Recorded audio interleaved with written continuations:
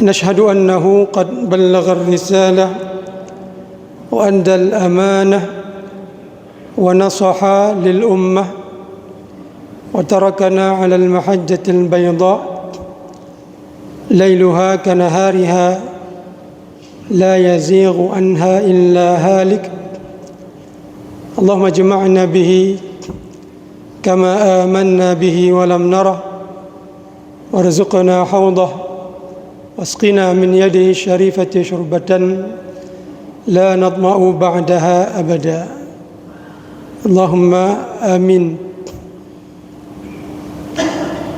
Hadirin sidang jamaah salat subuh yang dirahmati Allah. Suatu ketika seorang dari cucu Rasulullah sallallahu alaihi wasallam yang bernama Ali Zainal Abidin. Siapa Ali Zainal Abidin ini? Ali bin Husain bin Ali bin Abi Talib, cucu dari Sayyidina Ali,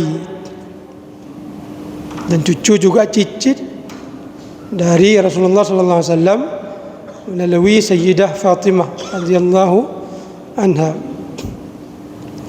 Ali Zainal Abidin ini adalah satu-satunya lelaki yang selamat pada saat terjadi perang Karbala.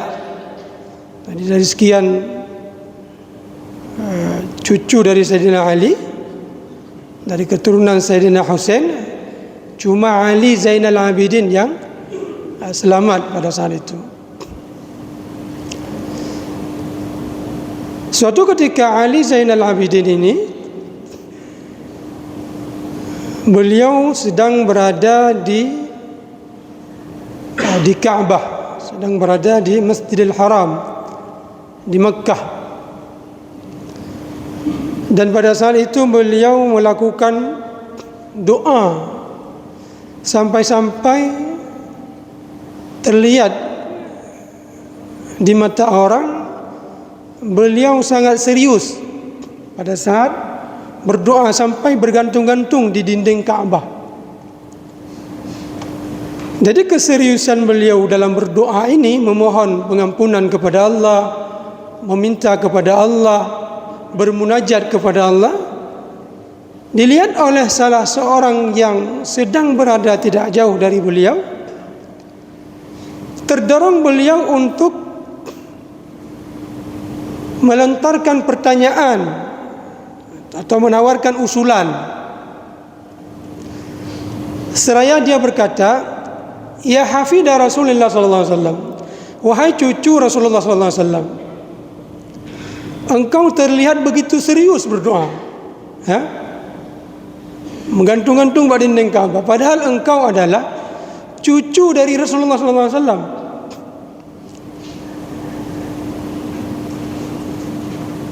Kondisimu sebagai cucu dari Rasulullah sallallahu alaihi wasallam,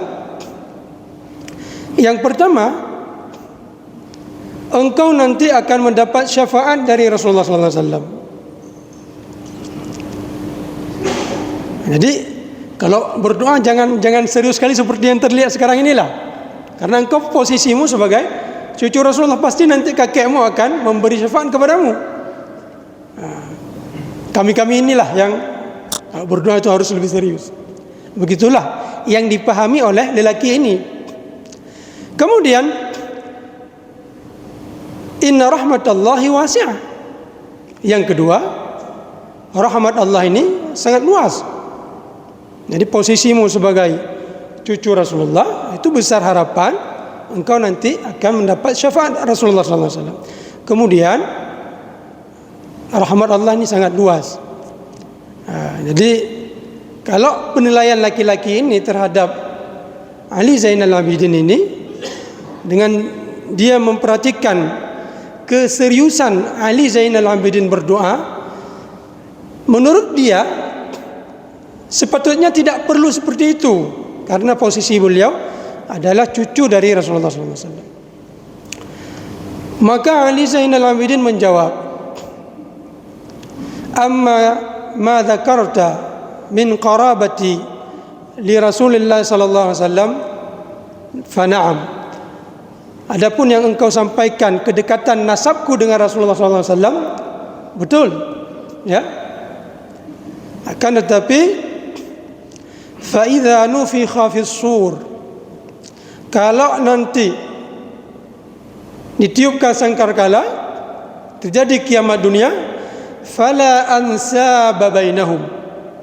Allah berfirman, kalau sudah ditiupkan sangkakala, itu tidak berlaku lagi yang namanya nasab. Itu kata Allah seperti itu. Makanya walaupun saya punya status sebagai cucu Rasulullah SAW, tetap saya harus berdoa. Jangan saya anggap cucu Rasulullah lalu saya mengharap penuh gejuk syafaat di kakek lontuan. Tidak seperti itu. Ini jawaban dari Ali Zainal Abidin. Berkaitan dengan ini, Rasulullah dulu setelah Allah menurunkan ayat wa anzir ashiratakal aqrabin, ya Muhammad, beri peringatan kepada saudara-saudara familimu yang dekat dengan kamu. Artinya dakwah untuk disampaikan duluan sebelum disampaikan ke orang lain, yaitu ke kerabat-kerabat Rasulullah SAW di awal-awal dakwah Nabi SAW berada di Mekah. Maka Rasulullah mengumpulkan di Bukit Safa, mengumpulkan Bani Hashim, mengumpulkan Bani Muttalib, mengumpulkan Bani Abdul Manaf. Setelah dikumpulkan semua, maka Rasulullah berpidato, ya Fatimah, fa inni la amliku laki minallahi syai'a. Wahai Fatimah, aku tidak bisa memberi apa-apa untukmu. Ya Bani Abdul Manaf, i'malu fa innani la amliku lakum minallahi syai'a. Wahai keluarga Bani Abdul Manaf, kerjakan, amalkan, karena sesungguhnya aku tidak bisa memberi kepada kalian apa-apa. Ya Safiyah binta Abdul Muttalib, wahai bibiku Safiyah, i'mali fa inni la amliku laki minallahi syai'a. Aku tidak bisa memberikan kepadamu apa-apa. Ini kata Rasulullah ke siapa? Kepada famili beliau. Tadi kalau cucu beliau, pengakuan cucu beliau Ali Zainal Abidin, bahwa Rasulullah tidak bisa memberikan kepadaku apa-apa. Fa idza nufikha fis sur fala ansaba bainahum, maka tidak berlaku lagi nasab. Kemudian Rasulullah juga mengatakan kepada putrinya Fatimah, kerjakan, beramallah sendiri, karena aku tidak bisa memberikan kepadamu apa-apa. Qul lillahi asy-syafa'ah jami'a. Qul lillahi syafa'ah jami'a. Katakan ya Muhammad, syafaat itu semua milik Allah. Apa itu syafaat? Syafaat itu rekomendasi. Jadi peran Rasulullah SAW untuk kita umat beliau ini adalah cuma bisa memberi rekomendasi. Beliau merekomendasi kita kepada Allah, ya Allah, nyo umat lon, ummati. Akan tetapi semua syafaat itu tidak bisa sampai kepada kita kecuali dengan izin Allah. Man dzalladzi yashfa'u 'indahu illa biiznih. Tidak ada yang bisa memberi syafaat di sisi Allah illa biizni, kecuali dengan izin Allah. Kita disuruh memperbanyak membaca Al-Quran, disuruh memperbanyak salawat, supaya kenapa? Nanti mendapat syafaat dari Rasulullah SAW. Betul, Rasulullah nanti akan memberi kepada kita semua umatnya, ummati, akan memberi kepada kita syafaat. Akan tetapi semua dengan izin Allah. Kalau Allah tidak memberi izin, maka tetap syafaat itu tidak berlaku bagi kita. Makanya ini yang dipahami oleh Ali Zainal Abidin. Fa idza nufikha fis sur, kalau terjadi hari kiamat, fala ansaba bainahum, tidak berlaku lagi yang namanya nasab. Cuma Rasulullah merekomendasi. Kalau diterima, alhamdulillah. Tidak diterima, masing-masing tanggung sendiri. Berkaitan praktek rekomendasi ini, sejak Rasulullah berada di dunia pernah melakukan rekomendasi terhadap sepasang suami istri yang bernama Barirah dan Mughith. Ini yang menunjukkan bahwa yang saya sampaikan tadi, rekomendasi itu tidak mengharuskan, tapi menyarankan. Barirah seorang sahabiyat perempuan dari kalangan budak, punya seorang suami namanya Mughith, juga dari kalangan budak. Jadi sama-sama budak menikah. Kemudian lahir anak. Setelah lahir anak, disebutkan dalam riwayat bahwa Barirah ini mendapat perlakuan kasar dari suaminya yang Mughith, si Mughith. Status mereka sama-sama budak. Kemudian Barirah ini punya ambisi untuk menjadi orang merdeka, sehingga dia melakukan namanya al-mukatabah, ya, perjanjian dengan tuannya untuk mendapatkan kemerdekaan, dengan syarat dia akan membayar kredit pembebasan dirinya dari status sebagai budak selama 9 tempo. Ya, sekali bayar itu 200 dinar. 9 kali bayar. Di awal-awal dia menulis perjanjian itu, dia bekerja dengan rajin dari rumah ke rumah.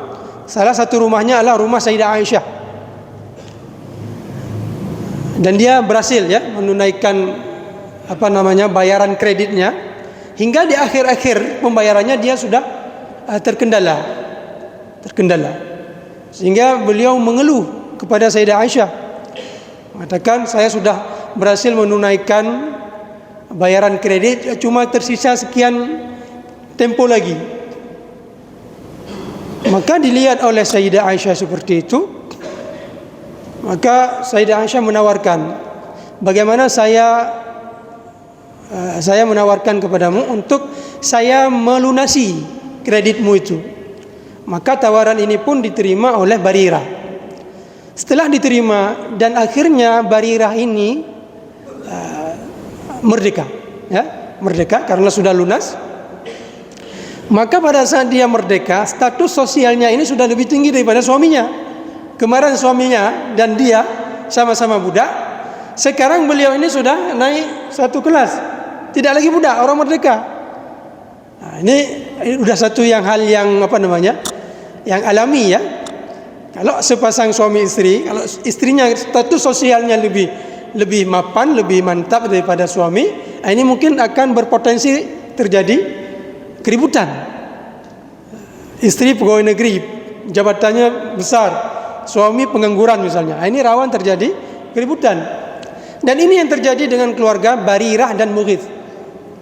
Karena istrinya sudah merdeka, Mughith ini masih berstatus budak, sampai berakhir dengan perceraian. Masih talak 1, ya.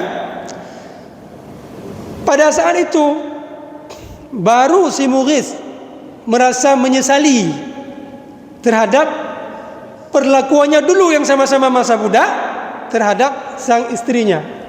Menyesali sampai melobi, melakukan bujukan kepada istrinya untuk kembalilah, ya, nualah urmo. Tapi sang istri tidak mau, ya. Kenapa? Pernah dikecewakan dulu, pernah dikasari dulu, maka dia tidak mau. Sampai kemana si Barirah ini pergi, selalu dibuntuti oleh sang suaminya ini. Pergi ke pasar, dikejar di belakang, dilihat, sedih halun, ya. Saya masih cinta sama dia, tapi dia sudah tidak mau lagi sama saya. Begitulah kira-kira, sampai Rasulullah ta'ajub. Apa kata Rasulullah kepada Ibnu Abbas? Ta'ajabtu min hubbi al-Mughith li al-Barirah. Atau kama qala sallallahu alaihi wasallam, aku sangat heran begitu besarnya cinta Barirah ini, cinta si Mughis ini kepada si Barirah ini. Wa ta'ajjabtu min kurhiha lahu, dan aku sangat heran begitu besarnya kebencian si Barirah ini terhadap suaminya ini. Maka dari hadis ini disimpulkan oleh para ulama, status si Mughis dengan Barirah ini sudah terpisah. Jadi tidak lagi suami istri, sudah cerai. Tapi seorang mantan suami terhadap seorang istri yang masih berpotensi untuk kembali seperti itu, bahkan disebut di sini masa iddahnya sudah berakhir. Kalaupun disatukan kembali harus dilakukan pernikahan baru. Diberi keringanan dalam Islam kepada sang suami untuk melihat-lihat istrinya itu. Ya? Padahal kita tidak boleh melihat wanita asing, wanita yang bukan suami kita, bukan istri kita, itu tidak boleh kita kemana dia pergi kita ikuti, pergi ke pasar kita ikuti, itu tidak boleh. Tapi kecuali mantan suaminya ini, itu dibolehkan. Ini disebutkan dalam kitab Fathul Bari. Jadi dia kemana istrinya pergi ke pasar dia ikuti, sampai perkara ini dibawa ke Rasulullah SAW. Maka Rasulullah setelah mendengar keluhan dari kedua mereka, Rasulullah memberi rekomendasi kepada siapa? Barirah.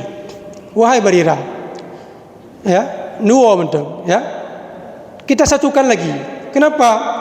Karena Mughis ini masih cinta sama kamu.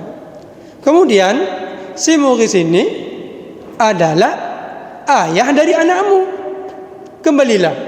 Maka Barirah mengatakan, ya Rasulullah, ahadha amrun, apakah ini perintah yang harus saya lakukan? Kalau perintah saya lakukan. Maka Rasulullah menjawab, bukan. Ini bukan wahyu, bukan perintah, tapi ini asfa. Ya, ini pembahasan kita tentang syafaat. Asfa, saya merekomendasikan, saya mengusulkan. Maka beliau menjawab, kalau syafaat saya tidak mau menerima. Ya, kalau usulan saya tidak mau menerima. Saya tidak akan balik lagi kepada suami saya. Tapi kalau perintah, itu saya ikuti. Maka tidak berhasil, ya, usulan Rasulullah untuk menyatukan kedua mereka. Dan ini yang menunjukkan bahwa syafaat baik di dunia ataupun di akhirat itu tidak akan mesti diterima, tidak harus mesti diterima, tapi semua harus melalui illa biizni. Man dzalladzi yashfa'u 'indahu illa biizni. Makanya walaupun kita memperbanyak salawat, memperbanyak membaca Al-Quran, tapi kepa guna kita baca Quran, kepa guna kita banyak bersalawat, tapi salat tak pernah, puasa tidak benar, bahlung hana sembahyang, selalu bentang untuk nak menumpak syafaat Rasulullah, hana berlaku lagi kan? Ya, man dzalladzi yashfa'u 'indahu illa biizni. Dan ini yang pernah ditegaskan oleh Rasulullah kepada famili-famili beliau, dan juga pernah ditegaskan oleh cucu Rasulullah Ali Zainal Abidin pada saat seseorang memperhatikan ibadah beliau, doa beliau yang begitu mengharap pada status beliau sebagai cucu Rasulullah, maka beliau membacakan ayat ke orang itu, fa idza nufikha fis sur fala ansaba bainahum. Kalau sudah hari kiamat tiba, maka nasab itu tidak berlaku. Semua dikembalikan kepada Allah. Kalau Allah memberi izin, alhamdulillah. Supaya Allah memberi izin, maka kondisi ibadah kita dengan Allah harus kita betulkan dulu. Baru nanti insyaallah kita bisa mengharap syafaat Rasulullah nanti bisa untuk kita bisa diterima oleh Allah. Kalau tidak, di mana keadilan? Satu kita berpuasa, salat, baca Al-Quran. Satu lagi dia enggak berpuasa, enggak salat, tapi banyak berselawat. Sama-sama masuk surga. Ini enggak adil, ya, enggak fair seperti itu. Jadi mudah-mudahan ada faedah yang bisa kita dapatkan pada kajian singkat ini. Lebih dan kurang saya mohon maaf. Wabillahi taufiq wal hidayah. Wassalamualaikum warahmatullahi wabarakatuh.